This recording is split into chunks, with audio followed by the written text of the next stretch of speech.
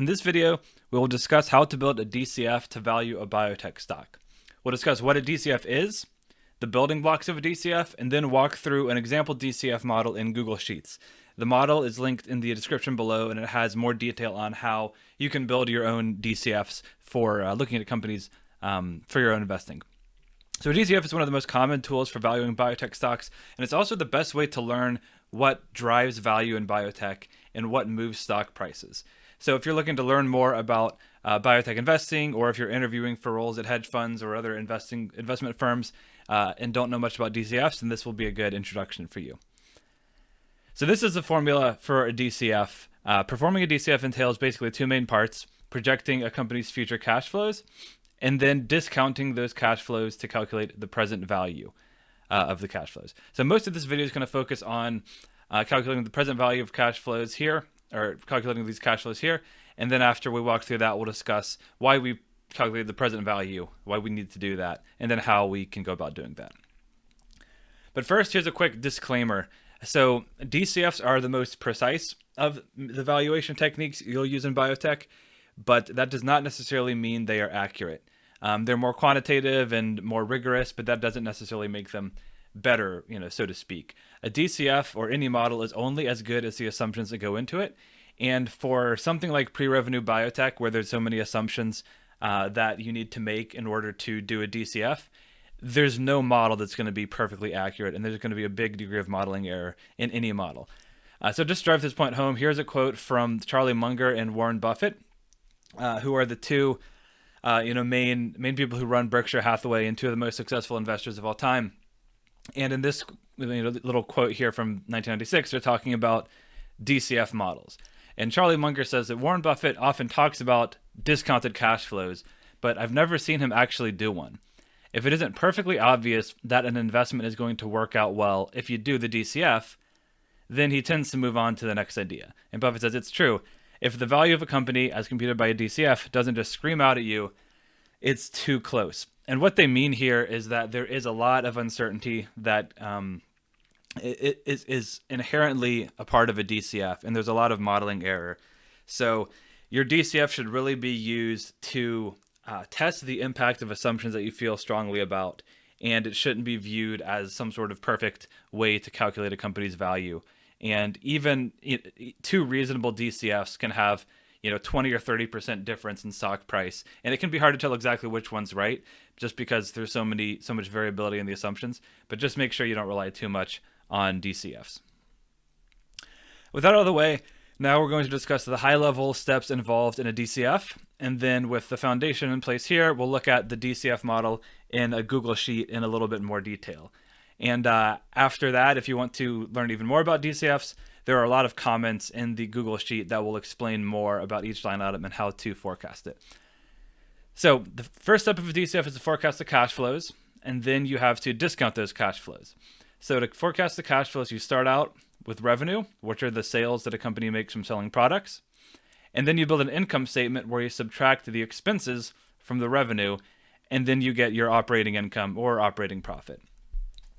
So because an income statement is an accounting statement, the profits you get on an income statement are accounting profits that are not necessarily one-on-one linked up with cash. So we have to do a little bit of adjusting to get from operating income to cash flow, which is what we care about when we're valuing a company. And then once we calculate the free cash flows, we discount them and add them up, and then use that to calculate price per share. All right, so now we're going to start with more detail on the revenue build. So that's the first step of a DCF, is you have to forecast revenue. In biotech, we do this with a bottoms-up revenue build. So this is the most interesting part of the model, and it requires doing the most clinical and scientific analysis to get the right inputs. And this specific kind of revenue build is unique to biotech. So for most other industries, you forecast revenues in the future based on historical revenues. So if you have a company that grew revenue at 5% for the last 5 years, you'd probably use 5% as a starting point for forecasting future growth. But in pre-revenue biotech, there's obviously no historical revenue, and may not even be revenue for 5 or 7 or 10 years down the line. So we need to build a revenue forecast using rational bottoms-up assumptions about the market. So we start with the patient population that has the relevant disease of interest. Usually you find incidence or prevalence data from literature and then use that to apply that to your target population. And then you have to narrow down this target population into the treatment relevant subpopulation. So this will differ depending on the drug you're looking at. But for example, if you're developing a breast cancer drug, then maybe you'd start with some epidemiology data on like the prevalence of breast cancer, but then you'd need to narrow it down. So maybe the drug is being initially developed for triple negative breast cancer. So you would have to narrow it down based on the number of patients with triple negative breast cancer. Or maybe you have to narrow it down to triple negative breast cancer patients with distant metastases who failed 2 prior lines of therapy. That might be what the drug is actually going to be used for in a clinical setting, so you need to apply those filters to the patient population. Or maybe you're looking at triple negative breast cancer patients with a specific BRCA mutation or certain clinical risk factors, or patients of a certain age. There's all sorts of different filters you can apply to get to the right subpopulation. And it's going to vary based on the drug that you're looking at. And later we'll talk about a little bit more how you can find out the right population for your specific product. So now we have the overall number of patients who could get a drug, and we have to estimate the percentage that will get a drug. So we do this by estimating the peak sales potential of a product. And this depends on a number of factors, most notably competition. So if you have 5 drugs that are basically the same from a molecular and clinical perspective, then you're probably going to assume, and similar from a pricing perspective as well, you'll probably assume that they split the market. Maybe they each get like 20% or so. If you have a more competitive market, then the market share at peak of a particular product will be lower. If you have a less competitive market, then maybe you'll have a higher market share for your product, maybe like a 40 or 50% or something. So that's the starting point for estimating the revenue, or the number of patients per year who receive the product. So you estimate at peak, once the drug is at full maturity and everyone's aware of it, and it's a fully launched product, how many patients get this drug versus other drugs in the competitive landscape. And then once you get to peak sales, you have to estimate how long it's going to take to get to peak sales and how much revenue per year that you'll get from the drug while it's still ramping up. So it takes time for drug sales to grow. Once the drug is approved, every patient who's eligible doesn't magically get the drug.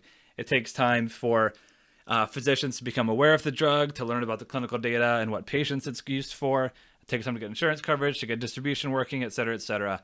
So usually you're going to use benchmarks from the launches of similar drugs to get an estimate of when you'll reach peak sales. Maybe year 5, maybe year 7, something like that. And then you'll also estimate how many patients you get as the drug ramps up to peak sales. So all of these here, that's going to give you the number of patients who get the drug in a given year. To get revenue, you just have to multiply that by price.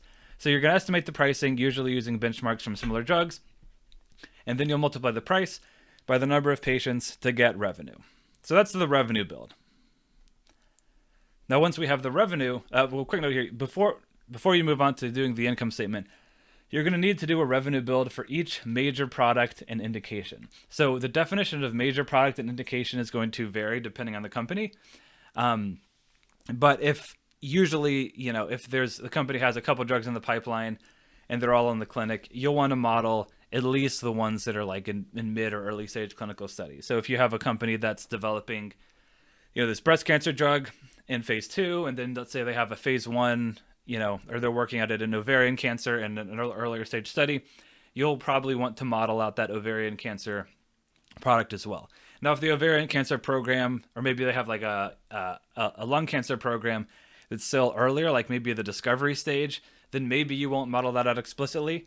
It just depends on how important the product is or the indication is to the overall company's finances and stock price. But you're going to want to do a revenue build for every major product and indication, given whatever definition of major works for the company you're analyzing. Okay, so now once you have the revenue, we have to start working to get towards cash flows. And the first step is we subtract out the expenses from revenues. And we do that by building a simplified income statement.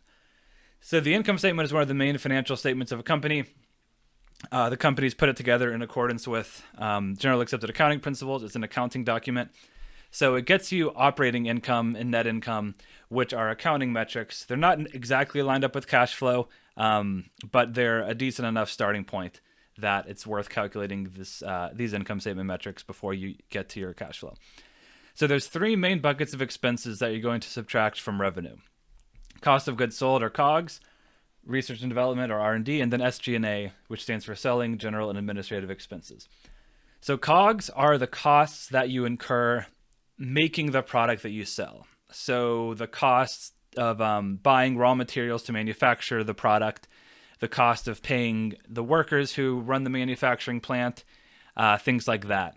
Research and development is the cost you incur developing a product. So before the product is sold and marketed, you have research and development costs. So these are things like the cost of paying clinical sites to run a clinical study or paying CROs, the cost of doing your preclinical work or your medicinal chemistry, the cost of paying your discovery scientists and biologists. Those are all in R&D. And then you have SG&A costs. So this includes selling expenses, which are things like salespeople or going to conferences or doing advertisements on TV or other marketing expenses. And then it also includes the general administrative expenses for running the company. So the cost of like your lawyers, your HR, your finance team, the cost of your executives, the offices that they work at, those all roll up into SG&A.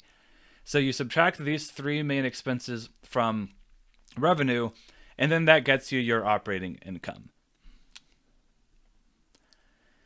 But we care about the cash flows, not the operating income when we value a business. And because there are some accounting rules that mean there's a little bit of a discrepancy between operating cash flow and operating income, then we have to make some adjustments to translate from the operating income we get on the income statement to the unlevered free cash flow that we care about when valuing a company with a DCF.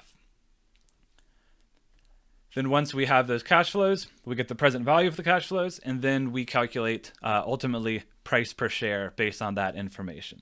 So that's a general summary of the DCF, and now we're going to talk a little bit more detail about how to actually do a DCF. But first we need to talk about the time value of money. So this is the D in DCF, the discounted part of the discounted cash flow analysis. So remember, when we defined value in the first video, we said that the value of a company is the present value of all the cash it generates in the future. So why do we take the present value of future cash flows? Basically, this reflects the time value of money. The idea that $1 today is worth more than $1 tomorrow. This is because there are ways you can invest $1 today to get more than $1 tomorrow. You can sort of think of it as the opportunity cost of money. So if you use $1 to make a specific investment, you can't use that dollar to make another investment. So you need to account for that as an expense, as a cost, as an opportunity cost. And that enables you to compare investments and make the best ones. So the specific discount rate you use is going to depend on a variety of factors. And calculating discount rates is a complex topic. But in general, when you're doing a DCF, you should just take your discount rate assumption from the market, either using the company's discount rate that they state, or a discount rate from Bloomberg or equity research, or just market benchmarks, usually between 10 or 20%, depending on the stage of the company. If you're a biotech investor, you shouldn't really have investment theses specifically based around discount rate. Other types of investors specialize in that, but that's probably not going to be the crux of your investment theses in biotech. Okay, so now we're going to walk through a simplified DCF. We're just going to cover the highlights here in this model. And for more detail on what each item is and how to forecast it, you can just check out the comments in this Google Sheet. So this Google Sheet has two tabs. So this first tab here just explains some of the concepts we've already discussed.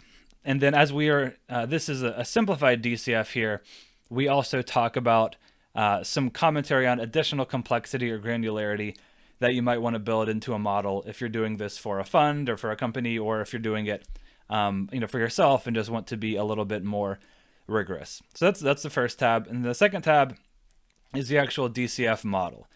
So it has the four main sections that we discussed earlier in that pyramid. It has the revenue build, it has our income statement, it has our cash flow calculation, and then it has the DCF, where we discount the cash flows and calculate the price per share here. So before we go through the model, a couple quick notes. So if you don't understand what all these items are, that's fine. There's comments here that will explain in more detail what each line item is and how you can go about forecasting that in your own models. And then another quick note. So I've hard-coded the hard-coded cells are in blue and the formulas are in black.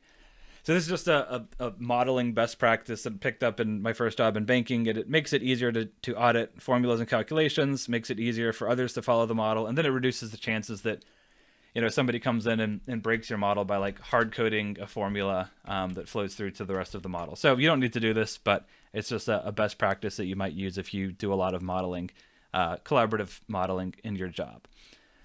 All right, so before we go through the plumbing of the model, let's just walk through like what it's used for in practice. So what do we build this in the first place? So these blue things are inputs, the black is the formula, and then the output you get is your price per share. Okay. So in this model, with all these assumptions we have now, the price per share is $8.20. So let's say that this represents the consensus view of the stock. So the stock, let's say, is trading around this level, and we've done some research, and we think that the market has this price per share based on these assumptions. So let's say, for example, we do some research and we have a different view on the probability of success of this drug in phase 2. So it's currently in a phase 2 study, and then the market is pricing in, let's call it a 30% probability of success in that phase 2. But we think that there's actually a 70% probability of success for the phase 2 study. So what impact does that have on the stock price here? So right now it's $8.20. If we change this from 30 to 70%, then the stock price in our model goes up to $18.77, which is double the price that the market is currently valuing the stock at. So the $8.20 market price is a significant discount to our valuation of the company. So if we really believe in our assumptions, we're really confident about this 70% probability of success, or a probability of success of, in that range, then this might be a good investment. But what if we have a different view on the stock? Let's say, we don't really have a differentiated view on the probability of success in phase 2, but maybe you're a chemist and you know that based on the structure of this drug, it's going to be much cheaper to manufacture than the market thinks. So let's say instead of a 10% cost of goods sold, instead of cost of goods sold being 10% of the sale of the drug or the price of the drug, let's say you think it's 5%. So you think it's going to be the cost to manufacture this drug is going to be half the cost that the market thinks. So what does that do to your stock price? So that changes the price per share to $9.07. And remember, we're comparing that to $8.20. So that isn't that different than $8.20. It probably falls within the range of modeling error. So you probably wouldn't want to underwrite an investment thesis based on having thinking that it's going to be a 5% rather than a 10% cost of goods sales for a product. So what do I mean by modeling error here? Like, is there some specific range of the stock price per share that is driven by modeling error? And there really isn't a specific quantitative definition of modeling error and DCF modeling like this, as there might be in other more rigorous fields of analysis. But you'll get a sense of it when you do more modeling. And you can also do sensitivity analyses where you can look at the impact of changing a specific variable to see whether the model is sensitive to that variable and whether you need to be extra careful about the assumption you use for that particular input. But the idea of modeling error is basically what Charlie Munger and Warren Buffett were referring to in the quote that I mentioned earlier. And basically there's a lot of unknown assumptions when you model a company, even more so with a pre-revenue biotech company like this. And there's a range usually of reasonable values that you can choose for each assumption. So for example, here, let's say that this particular filter of patients who failed 2 lines of therapy, maybe there's like a range in the literature of, let's say, 60 to 70%. And let's say you put in 70% here instead of 60%. And then, here maybe there's a genetic marker that you're using for targeting your drug. And the literature says, it's a 50 to 60% range of patients with this marker. And let's say you put 60% instead of 50%. Again, you can reasonably use that input based on the literature, but because it's an uncertain assumption, there's a range here. And then let's say, you do a benchmarking analysis on the percentage of sales that SG&A makes up for other similar companies. And let's say that you have, you think it's a 20%. Maybe there's a 15 to 25% range for SG&A as a percentage of sales, and you just pick 20 instead of 25. So we just changed 3 assumptions here, And we just changed them somewhat arbitrarily to a different number that's still reasonable, but it's different than the number that we had originally put in. And then when we do that, we actually end up with a pretty different price per share. So we have a $13.53 price per share compared to the $8.20 that we had earlier. And again, that's just from changing 3 assumptions here: SG&A percentage of sales, and then this number here of the patients with specific genetic marker, and then this filter as well. And that gets us from $8.20 a share to $13.53 a share. So that's a pretty big range. And this is, again, a hypothetical example, but you'll see in your own models that if you have a few different variables that are reasonable numbers, reasonable assumptions to make, but different than what the market might have, then you can get a pretty different price per share than you might if you had used different reasonable assumptions. So this is why DCFs are so tough, because there is a lot of this uncertainty within a DCF, and this is why you can't be super confident in your DCF unless you do a ton of work on every single assumption. But to control for this modeling error, I like to build an initial model that reflects consensus assumptions, and then you change the variables that you have a differentiated view on. So you'd take most of these assumptions from consensus, and then if you have a strong view on probability of success, you would just change that and not everything else. So this controls for some of that modeling error. And this approach is, not everyone uses this approach, especially in other industries that aren't as uncertain. Some investors will advise against starting with a consensus model because you want to develop your own independent view of a company's value and you don't want to be biased by consensus. And I think it's a good approach, and it can work in biotech as well. But I personally like to start with consensus for early stage biotech companies and then only change assumptions that I strongly disagree with, just because that helps to control for a little bit of this modeling error. But you can do whatever you feel most comfortable with. Just be mindful of the sensitivity of a model to different assumptions that you may not have a strong view on, but still may be pretty important. Okay, so now let's just get into the model here. And we're just going to walk through each of these line items at a high level. And then if you have more questions or want to learn more, just go ahead and read in the comments for each line item. It'll explain more. Or especially for the income statement and unlevered free cash flow stuff, just go to like Investopedia or Corporate Finance Institute or Wikipedia, and they'll have really good explanations for you for specific terms. So the first thing that we're going to start with is the year. So we can forecast, 5 years in the future or whatever, or this many years or more or less years. It's somewhat arbitrary, but in general, you want to forecast a drug from the current year up until the year that the main patents for the drug expire. So in this case, we just assume that the patents expire in 2039. So there's no revenue in 2039 because the patents expire. So we're just going to model each year up until then. So that's pretty common, especially if it's a small molecule drug that's easily genericizable. If you're not forecasting a small molecule, if it's a biologic or gene therapy or something that's harder to genericize, then you may have material sales after patent expiry and maybe model it a little differently. But in this example, we're going to assume no revenue after patent expiry. Okay, so now we have the years that we're going to model, and next we do the revenue build. So this is basically what we talked about in the slides, but here we actually put some numbers to the concepts. And we're going to start here with the patient population of interest. We're going to focus just on the US to make a simple example here. In reality, you also want to model revenue from the rest of the world. And depending on the specific thing you're modeling, you can do a US explicitly, and then you can forecast the rest of the world as a percentage of the US revenue, or you can do explicit revenue builds for the US and then major geographies, commonly the EU, Japan, and China.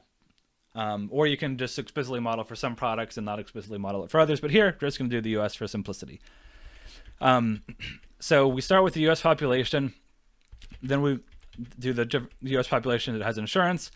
Sometimes you'll do another filter here for like the percentage of adults or people in the US who are over 18 or over 12, depending on what your drug's indicated for. But you're going to start off with this overall population. And the reason you do that is because most of the time when you go to the next level of filter here, so the percentage of patients with the target disease, this is often going to be reported in the literature as a percentage or proportion of the incidence or prevalence of the disease. So then you just have to multiply the incidence or prevalence by the number of people in the population, and that gets you to the number of patients with the disease. So for some drugs, you want to model the incidence. Some drugs, you'll want to model the prevalence. It just depends on the specific indication that you're going after. So then we have the number of patients with insurance who have the disease of interest, and then we just apply these subfilters. So here, let's say, 60% of patients fail 2 lines of therapy, and that's who we're going after. And then there's a further, 50% of patients that have a genetic marker that we're targeting. So then we just multiply the total number of patients here by these 2 filters. And then we also have another filter here for adherence to treatment. So you can add as many filters as you want, or as many as you need to, for your own specific product. And you can read the comments here to get a better sense of where you find this information to inform your own model. But that'll get you the total eligible patients for the drug. And then in some cases, you're going to go one step further and model the total prescriptions. So maybe a patient gets like 4 prescriptions a year and they have a 90% adherence to treatment. So then you have, this many patients times 4 prescriptions a year times 90% adherence to treatment. And then you multiply that by the cost of a prescription. But here we're just going to do the total eligible patients and then the price per patient. Okay, so now we have the total eligible patients. The next step is to model the penetration. So this is kind of the peak sales concept that we discussed earlier. So here we assume 35% peak sales, and we assume that it takes 1, 2, 3, 4, 5, 6, 7 years to get to peak sales. And then the sales gradually ramp up to that peak sales of 35% over the 7-year time period. And again, you get this from benchmarking the launches of similar drugs that have similar clinical impact and a similar competitive landscape. At a 35% peak sales, this is a drug with not a ton of competition, but it's not like the only drug on the market. And again, this is going to vary greatly depending on your drug and the competitive positioning of the product and the overall treatment options available for those patients. And then we also assume that the drug stays at peak sales for 5 years and then starts to slowly lose share here as competitors enter the market, and then the patent expires and it's genericized and there's no revenue. So whether you model something like, gradually losing share in the out years to competition, that depends on the specific product you're looking at, but I just wanted to include it here to show you that it's something that you can model for your DCF. Okay, so now we have the number of patients treated with the drug in a given year. To get the revenue, we just have to multiply by price. But as you've probably learned, if you're following the drug pricing debate, it's not that simple. Usually there's a list price for a drug, and then there's also discounts and rebates and things like that the drug company pays to various third-party providers or middlemen who are involved in the commercialization of a drug.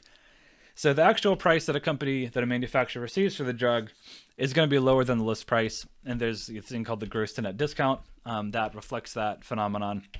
So then you get your total net product revenue, and then in a lot of cases you're also going to have royalties that you take out of the revenue of your product. So if you've licensed a product from a university or from another company, oftentimes as part of those agreements, you owe that company royalties on the sales of the product. So let's say here you have 10% royalties, maybe 3% to a university and 7% to some other company. So then you have to take that out of the revenue to get to the net revenue that the company actually receives. So then we have the revenue part taken care of. So the next step, as we discussed earlier, is to do the income statement, where we take the expenses. Remember, the 3 main buckets of expenses are the Cogs, the R&D, and SG&A. We subtract that from revenue, and then we get EBIT or operating income. So technically, EBIT and operating income are slightly different, but for this simple analysis, we're just going to assume that they're the same. And this reflects the income that the business generates from its continuing operations. So we already defined Cogs, R&D, and SG&A previously. In terms of how you forecast them, often when you do your initial cut of the model, you forecast Cogs as a percentage of sales. So you look at other similar companies, and then you take their cost of goods sold, divide that by the revenue, and then that's your gross margin. And then you just apply that to your company of interest. So here the Cogs is 45 million on revenue of 408 million. And here actually we're doing it based off of product net revenue before royalties. And then you calculate your SG&A also based off of percentage of sales, which you get from benchmarking. And then the R&D is a little bit different. So The R&D, you just benchmark the cost and duration of a company clinical studies based on the cost and duration of similar clinical studies. So for here, you'd probably look at the design of the phase 2 breast cancer study this company is doing, and then you would find other companies that had similarly designed studies, similar patient populations, similar size, similar other design factors, and then you would just benchmark the cost of that study in subsequent studies. And then here we assume there's no R&D after approval. Sometimes you have phase 4 studies or other R&D you need to do related to lifecycle management or other regulatory considerations or commercial considerations after a product is approved. Here we don't assume any of that. Also, you will often model R&D for other products. So here we're just modeling one specific product, but if a company has other products in the pipeline, they'll have R&D associated with that. But for simplicity, we're just assuming that this is the only product, and then there's no R&D after approval.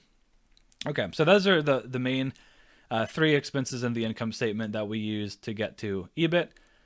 And then we also record depreciation and amortization, and then taxes paid on our income statement, but we'll talk about those in the next section here, which is the cash flow calculation.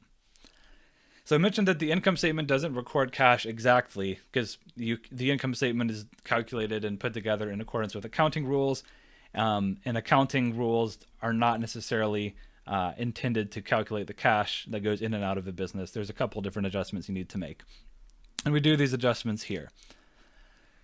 So what we're going to show here, these are the main adjustments that you're going to use to get from operating income to unlevered free cash flow. And I'll briefly walk through each one, but they're all a little bit complicated and it requires some background accounting knowledge to understand them. So I'll just provide a quick overview, and for more detail, you can read the comments or just Google these terms or Google how to calculate unlevered free cash flow and just do a little bit of reading. It may sound kind of intimidating at first, but once you get familiar with the general concepts, then it's a lot easier to understand than any of the scientific concepts you deal with on a daily basis. Okay, so before we do this calculation, let's just introduce this concept of unlevered free cash flow. So unlevered free cash flow is the cash generated by a business that is available to equity and debt holders. So recall that in a prior lecture, we mentioned that enterprise value equals the equity value plus the debt of a company minus the cash. It's the value that is claimed by all of the equity and debt holders of a company. And when we're doing a DCF, we're calculating the enterprise value. So that includes the value claimed by equity and debt holders. So this is called unlevered because it is the cash flow before you make interest payments on debt. It's not always relevant for early stage biotech companies that typically don't have debt, but it's still an important thing to note when you're doing a DCF. And you exclude interest payments because we want to calculate the cash available to debt and equity holders. So that needs to be before you take into account interest expense. So if this is confusing, that's fine. This whole section of the model requires basic understanding of accounting and finance concepts. So we're just going to kind of gloss over these for now, and hopefully it makes sense. And then to further understand these things, there's a lot of good resources online, and hopefully the comments here are helpful as well. But if you're interested, just let me know in the comments below and I can cover some of these concepts in more detail. But here we're just going to kind of provide the minimum basic information you need to do a DCF. So moving on to the unlevered free cash flow calculation. So first, we subtract taxes. So taxes are operating expenses that are incurred by the business. So we need to subtract those, but we have to make a slight adjustment to taxes. So this is a little bit complicated, but in summary, interest payments are tax deductible. So a company's taxes are going to be different if you have a different level of interest payments. And because for getting unlevered free cash flow, we want cash available to equity and debt holders, which is cash flow before interest, we don't want to include interest expense or the effect of interest expense on taxes. So you have to adjust for interest expense when you're doing this tax calculation in a DCF. Again, this is a little bit sort of finance wonky stuff, but the basic concept is we want to get to cash flow available to all debt and equity holders, and we have to subtract cash as part of that. So the next one's a little bit more straightforward, but it still has its own sort of complexities. So we subtract Capex, or capital expenditures. So capital expenditures are purchases of capital equipment, like a manufacturing plant or property or a piece of equipment that's used to, manufacture a drug. So there's accounting rules that determine what exactly counts as a capital expenditure, but capital expenditures are not recorded on the income statement like other outflows, cash outflows of the business. They're recorded on just the cash flow statement. So we haven't talked about the cash flow statement yet, but it's basically another financial statement in addition to the income statement and balance sheet. And the cash flow statement just records the cash that moves in and out of the business, while the income statement records more the accounting profits of the business. So the Capex, capital expenditures, don't show up in the income statement, but they do represent a cash flow that's used in the operations of the business. So we have to subtract that from operating income to accurately reflect cash flow. So next we have to add back depreciation and amortization, another sort of complicated concept, but this one is related to capital expenditure. Unlike capital expenditure, these are expenses that are recorded on the income statement, but they aren't cash expenses. So capital expenditure is a cash outflow that isn't incorporated on the income statement. So you subtract that from operating income. Depreciation and amortization are expenses that are included on the income statement, but they are not in cash. So a quick definition or a quick example to provide some intuition behind this. You can think of depreciation and amortization the same way you think about depreciation when you buy a car. So you pay an initial cash amount for that car, which is analogous to Capex in this case. And then every year you own the car gets less valuable. It depreciates. Now you don't actually lose money every year the car loses value. It's not cash that's coming out of your pocket, but when you sell the car, you're going to get less than what you paid for it. So depreciation is the accounting item that accounts for that loss of value of a useful asset over time. So just like a car, many assets that a business owns, like manufacturing equipment, lose value over time. So when you sell or get rid of that equipment, you're not going to get back the money you paid for it. And when you buy that equipment, you have to pay cash when you purchase it. But if you pay for $100 for a piece of equipment and sell it 10 years later for $10, there's a loss of $90, and you have to account for that somehow. And you account for that with this item called depreciation. It's an expense that you recognize for accounting purposes, but it's not cash going out the door. So due to accounting rules, companies often account for this initial cash outflow that's required to purchase an asset. You account for that as capital expenditure on the cash flow statement. And then you add the value of the asset to the balance sheet. And then every year, to reflect the depreciation of that asset, you record depreciation on the income statement, and then you adjust the value of the asset on the balance sheet. So that may not be super clear to you. If it's not, that's fine. Just understand that depreciation and amortization are expenses that are included on the income statement but don't represent cash going out the door. So you have to add that back to operating income to get our cash flow. And again, you can read more about that online. So the last adjustment that you make when you calculate unlevered free cash flow is you have to adjust for changes in working capital. So another kind of wonky finance and accounting concept. The working capital basically reflects the differences between operating income and expenses and cash flows. So for example, if you buy something from a business on credit, or maybe, you buy something from a business and then, they invoice you. So you get the product and they invoice you and you don't pay until after you get the product. So in that case, accounting rules dictate that the business records revenue basically when they deliver the product, even if you don't pay for the product at that time. So the business has revenue from a sale, but they don't have cash. And then there's a similar discrepancy, a timing discrepancy when for many expenses that a business has. So, maybe a business will recognize an expense when it, gets services from an employer or service provider, but it may not pay them for, a month or two. So in that case, on the income statement, they record an expense, but there's not actually cash going out the door exactly when that expense is incurred. So there's this whole set of items in financial statements that are together called working capital.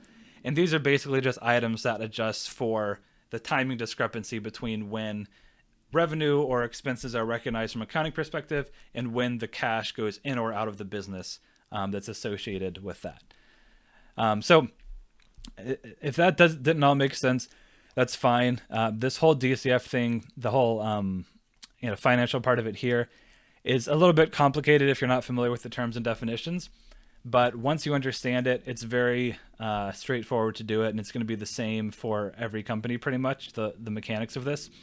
And then the much more interesting and challenging part is doing this revenue build, analyzing the scientific and clinical profile of products, predicting the probability of success, things like that. So it'll take some time for you to get familiar with all of these concepts if you're new to finance, but there's a lot of great resources online for learning about them. Okay, so that's kind of the most boring and complex part of the video here. But just know that once you do all this work to get from operating income to unlevered free cash flow, then you're pretty close to being done. So the last couple of things you have to do is, first, you have to probability adjust these cash flows, which is another unique kind of quirk that is involved in doing early stage biotech DCFs. So you have to probability adjust cash flows because our drug is currently in phase 2, and there's a large chance that it will not actually ever be FDA approved, just because there's so much risk in drug development. So if the product isn't approved, then you're never actually going to see these revenues. You're never actually going to see these cash flows because the product isn't going to be on the market. So we have to account for the probability that the drug never actually is approved, or never goes into phase 3, for example, because if it doesn't go to phase 3, then you're not going to pay these expenses associated with running the phase 3 study. So there's a few ways to probability adjust a product's cash flows. Here, I just do it this way to be a little bit more explicit. So in this line, I just show the percentage, the probability of success at each given stage. And you can find this information. There's a number of different databases or studies that calculate the probability of success of drugs at given stages or for different indications. And here, we're just going to assume a 30% chance of success in phase 2 and then 70% chance in phase 3. So this kind of makes it easier for you to explicitly change these assumptions. If you have a different view on the probability of phase 2 success, you can just change it in this cell. And then this item here, probability adjusts the cash flows based on the probability of the cash flows occurring. So in year 1, this is the phase 2 study. The phase 2 study is already underway. So we're going to finish this phase 2 study, regardless. So there's a 100% chance that we're going to incur these cash flows while the phase 2 is reading out. However, the next year, the phase 2 study is done. So you may or may not be doing a phase 3. There's a 30% chance that the phase 2 study succeeds. Then there's a 30% chance that you're going to do a phase 3 study and you're going to incur the related expenses. So here we probability adjust the cash flows in phase 3 based on the probability that you reach this stage, which is equal to the probability of success in phase 2. And then we do something similar when we transition from phase 3 to approval. If we assume there's a 70% chance of approval, given that you're in phase 3, and then a 30% chance of moving from phase 2 to phase 3, and then the cumulative probability of getting to approved if you're in phase 2 is 21%. So there's a 21% probability of incurring these cash flows out here, or of incurring revenues and profits from selling a product. So I just have to do that step here to probability adjust our cash flows. Now, once we're in with that, we have the future probability adjusted cash flows of the business. And the last step is we have to get the present value of those cash flows. So the formula for getting the present value of a future cash flow is you divide the cash flow by this discount factor, or you basically just divide the cash flow by 1 plus the discount rate to the power of the number of years in the future that it represents. So you can check this cell to learn more about these formulas, or just read about online the formula for a DCF. But again, this accounts for time value of money. Here we use a 12% discount rate. Again, you can just kind of get this from Consensus or the company or Bloomberg. You don't want to get too tricky with the discount rate. Just use the market assumption here. So then we just add the sum of the present value of the future cash flows, and then that gets us to the discounted cash flow value of the business, or the enterprise value. So here we also have terminal value. In a lot of cases, if if the drug doesn't go to zero on patent expiry, or if you're a business that has a longer lived product, you're not going to explicitly model every single year out in the future. So you'll calculate what's called a terminal value to account for the value of a product in the years where you don't model it. But in this case, because we're modeling the product's life cycle all the way through patent expiry where value goes to 0, then there's no terminal value. However, if you're modeling a product that has a longer life cycle, maybe it's hard to genericize, or if you're modeling a company that has a platform that's going to have value indefinitely out into the future, then you may want to include a terminal value. And then you have to take the present value of that terminal value as well, add that together to get enterprise value. So then once you have that, we need to ultimately get to the price per share. And then we do that by backing out the net cash to get to the market cap. So if you recall, in a previous video, we said enterprise value equals market cap plus debt minus cash. So just flip that formula to get from enterprise value to market cap. And then once you get market cap, to get to your price per share, you simply divide market cap by the shares outstanding, and then that gets you to your price per share. So that's it for how you calculate a DCF. Hopefully this was helpful. If it's not, hopefully using the Google Sheet and reading the comments and seeing what the formulas do will be more helpful. So please let me know if there's anything that was unclear about that video, or if there's any topics that you'd like me to explore in more detail in future videos. But hopefully this was useful, and appreciate you all taking the time to watch this.